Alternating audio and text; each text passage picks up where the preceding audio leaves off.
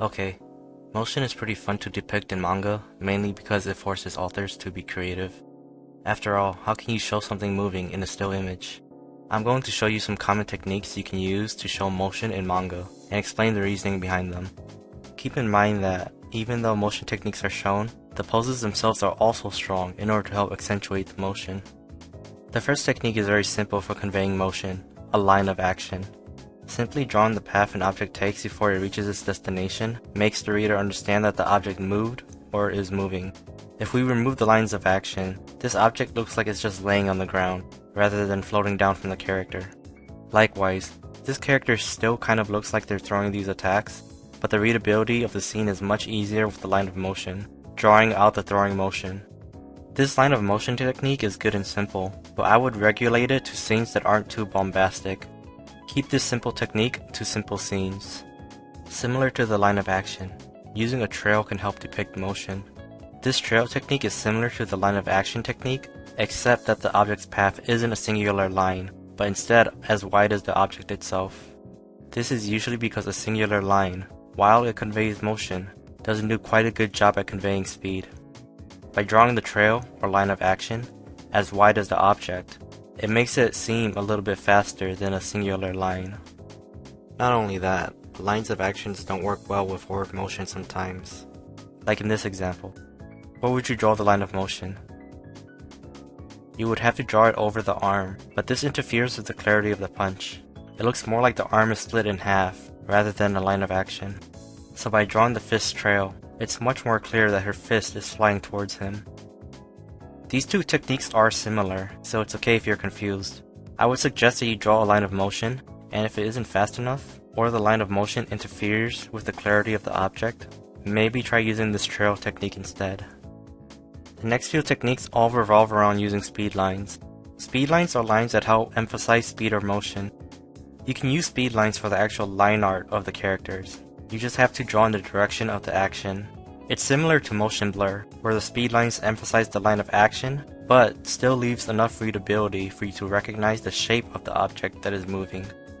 A key aspect of this technique is that speed lines are relatively small in comparison to the whole range of motion. This is good when you want to emphasize the overall scene or poses, with the speed line acting as a supporting role to the composition as a whole, without the motion being too distracting. You can also have the speed lines inside of the objects. Usually this is common for black objects, and then the artist draws white lines over the black parts in the direction of the motion.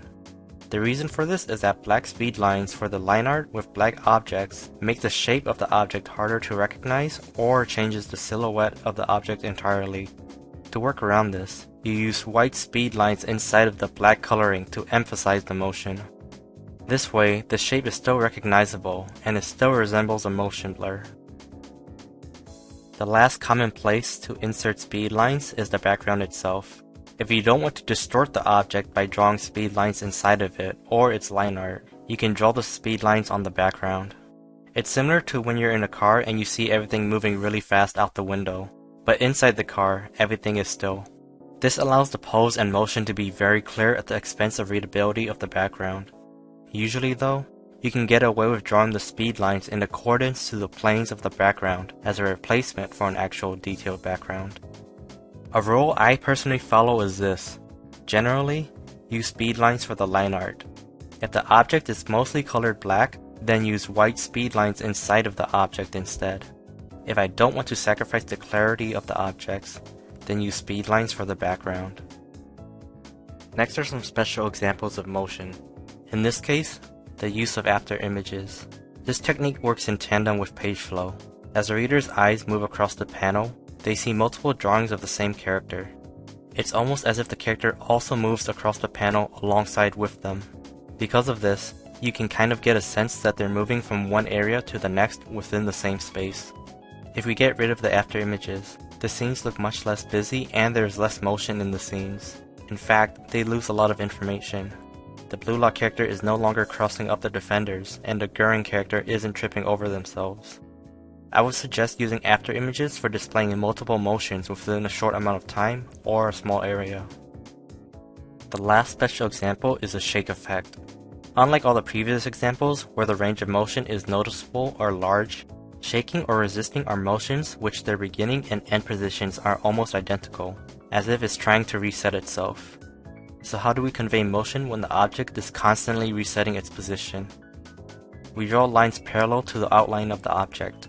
This makes the object look like it's shaking because their parallel lines mimicking the silhouette of the object could just as easily be interpreted as the object itself, just slightly off. The object isn't moving much, but it's moving back and forth enough to constitute an indication of it. Think of it like a person shivering in the cold. Their body shivers back and forth from its initial position, and we convey that by drawing shaky lines parallel to their body. That's pretty much it for the common techniques of motion. As you found out, there are many ways to convey motion in a still image, ranging from a simple line to indicate the path of an object, to speed lines blurring parts of an image, and other creative special cases. A lot of why we interpret these things as movement has to do with pattern recognition, like the car or shivering examples I used earlier. Artists see motion in their real lives, and they mimic the motion in their art to the best of their abilities.